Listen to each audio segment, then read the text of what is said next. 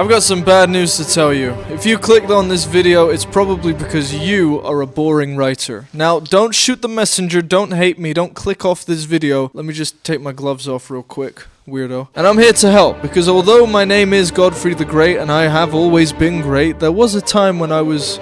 Actually, no, I was never boring. But it is possible that I wasn't always as great as I am now. The truth is, I'm generalizing here. You might be an elite writer for all I know. But if your content isn't performing well right now, you're not having fun when you're writing, you're not seeing significant growth, you're getting frustrated with your lack of progress, and you're just regurgitating shit other people have said, then you're boring. Now, I know what you're thinking. Who the fuck is this guy and why should I listen to him? Well, that's a good question because I do look rather strange right now. I am a writer. I've been writing online for just over 2.5 years now. I've got 27,000 followers on Medium. I've written over 665 articles. I've made thousands of dollars from the Medium Partner Program. So it's safe to say I know a fair few things about writing. And also, as you can tell by my really strange appearance, I'm not boring. You could call me weird, that's fine, but you can't call me boring. So in this video, I'm going to show you how to stop being boring. Even if you're not boring right now, this is a good thing for you to keep in mind moving into the future, because you never want to become boring, God forbid. There's nothing worse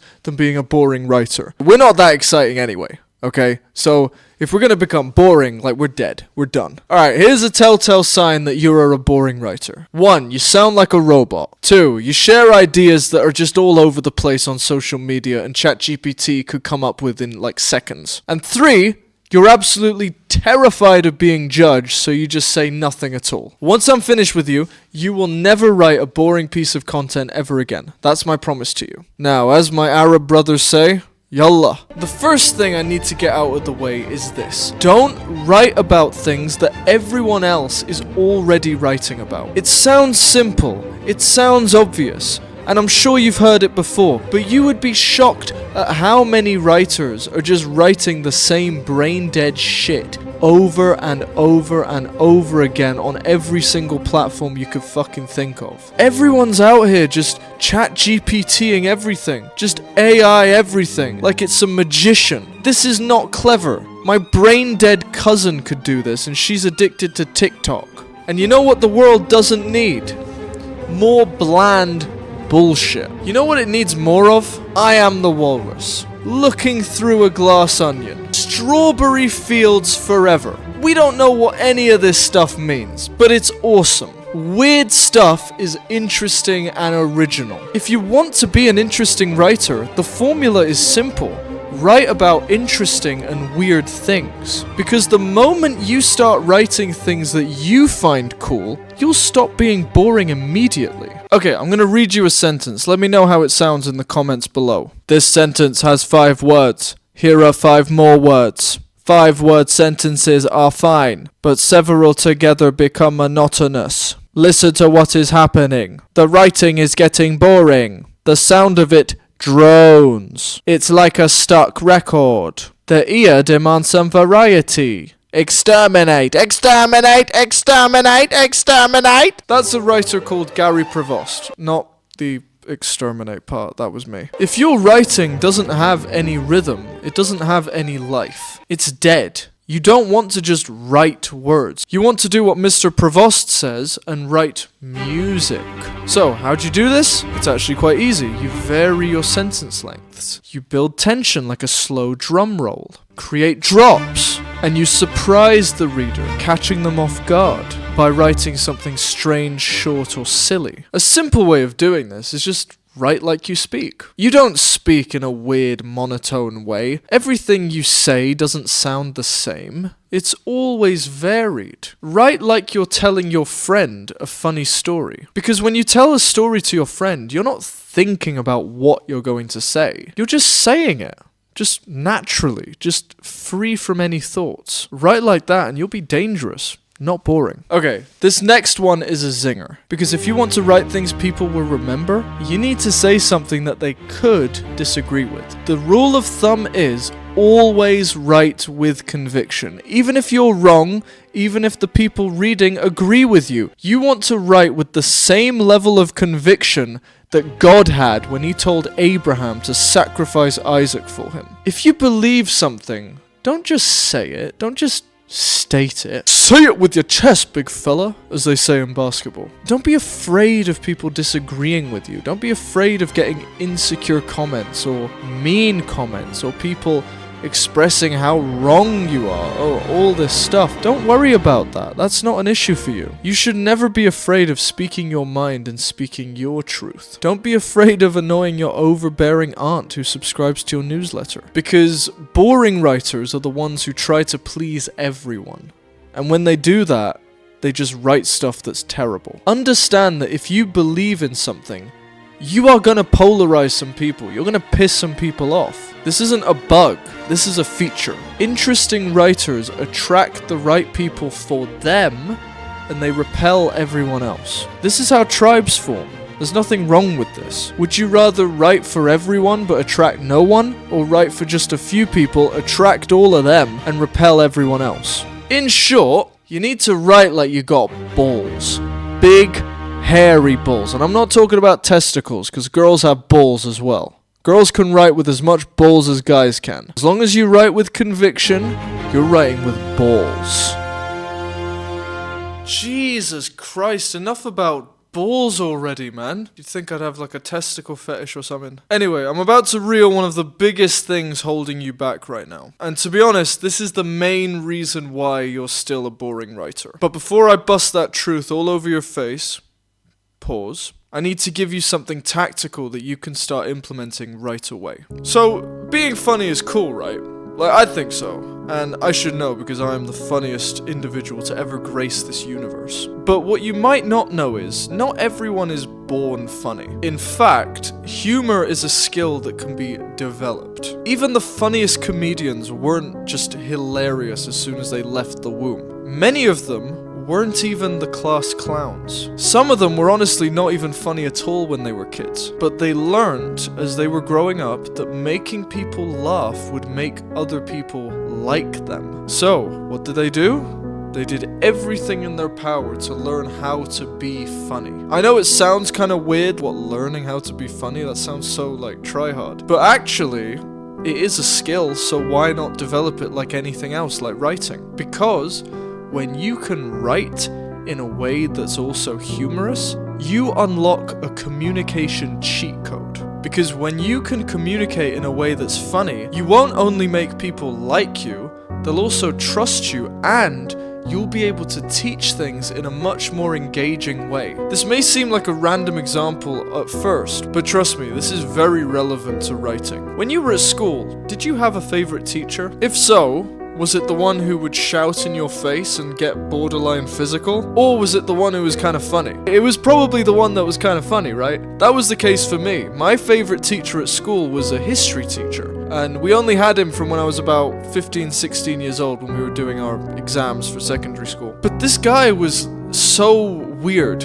And I think he played into his weirdness. He knew that the entire class thought he was a weirdo, and instead of trying to prove that he wasn't a weirdo, he just leaned into it. And this made him hilarious. Some people were convinced he was gay. I had a friend who was convinced he was addicted to cocaine because of the shape of his nose. The point is, we wouldn't have had any of these weird stories if he wasn't such a strange character. And make no mistake about it, he was crafting this image on purpose because he knew that the class would never accept him as this cool, hip teacher. He knew that in order for him to have control, they had to think he was kind of weird. So let me give you an example of something weird that he did, which is why a lot of people thought he was gay. We were studying for these things called GCSEs, which are the exams you have to sit when you live in England when you're 16 years old. And he was a history teacher, so he was teaching us the history essay template, what kind of structure we'd have to write in. And it would go, content, own knowledge. Content, own knowledge. And his genius acronym to remember this was COCK. So whenever we had a history class and we were going over an exam or something, or writing an essay, the word cock would come up 100 times. And I understand if this sounds like he could have been a groomer or a pedo or something. I think he was married with kids, so I don't think that's the issue. And also, my school was full of psychopaths. I'm convinced that half of the kids who were in my class, that history class, are probably in jail now. It was a very violent school. There was no fucking pedo shit going on. But that wasn't the point, right? The point is, it was very funny. And by being funny and teaching in a way that was very amusing to 16-year-old kids, we were able to learn history so much easier. I don't know what the other kids got in their exams. I know I got an A. And I'm pretty sure most of the kids did pretty well as well, even the brain-dead ones, just because of how good he was at teaching in a way that was humorous and memorable. This is how important humor is. And no, it is not something you're born with. There is no humorous gene. It's something you can develop and learn. Just like writing, it's a skill. And if you develop it, readers won't just like you. They'll trust you and they'll learn way more from you. As I promised earlier, here is the biggest thing holding you back. Fear. Look, boring writing is inevitable when you're scared. I mean, how couldn't it be? You're walking on eggshells just hoping they don't crack. It's a recipe for disaster. Now, I don't know what you're scared of. Maybe you're scared of other people's judgment. Maybe it's the fear of making a mistake in public, whatever a mistake is. Or maybe you're just afraid of showing who you really are. Let me take these glasses off because there's something you need to understand. Your muse, the source of your creativity, does not want to be limited. You need to set her loose. She's like a golden eagle trapped inside a cage for a canary.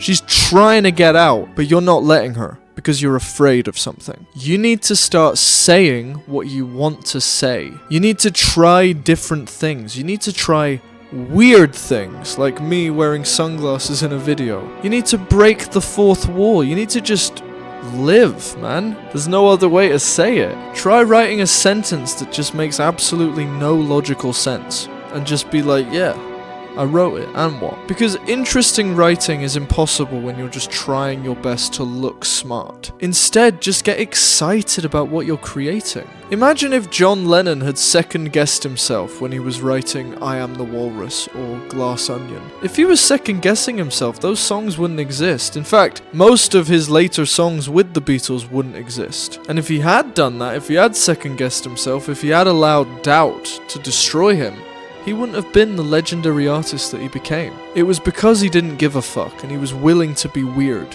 that his music was so good. Right. Tactical time. Do you want to know the fastest way to write interesting things? Well, I'm going to tell you. And it's this. Make weird connections. We were just talking about being weird. We were just talking about John Lennon. He was the master of this. Just look at I Am the Walrus.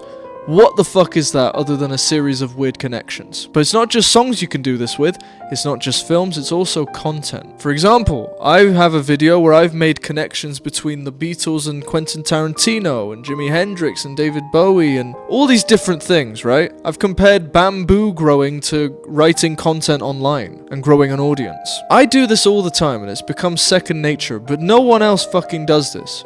And the ones that do are absolutely killing it. Good on you guys. If you can start doing this and you can just let your muse fly about all over the place, writing about anything you want, having all these connections flying at you that seem completely irrelevant to each other, you're gonna write some really cool stuff. It's a fact, it's gonna happen. Let me give you an example. I told you that I made connections between Tarantino and music and bamboo and growing an audience online, but you can also make connections between things like political propaganda and stand-up comedy. Now, I haven't done that. But you know who did? George Carlin. George Carlin's entire stand-up career while he was an old man was basically him just ranting about politics on stage, and people would laugh. The point is, when you start forcing your brain to collide ideas together, magic starts to happen. That's what I Am the Walrus is, and it's a song that was created just by smashing a bunch of things together. Because when you develop the skill to connect seemingly unrelated things, sparks begin to fly. And that spark, that's the stuff that makes people think, damn, this dude is the opposite of boring. He's fun. And that's exactly what you want. Click the first link in the description if you want to become a magnetic writer. Click the second link in the description if you're serious about becoming a digital writer in 2025. And if you like this one, you'll like this next one where I show you how to become a top 1% writer. I'll see you there. Bye-bye.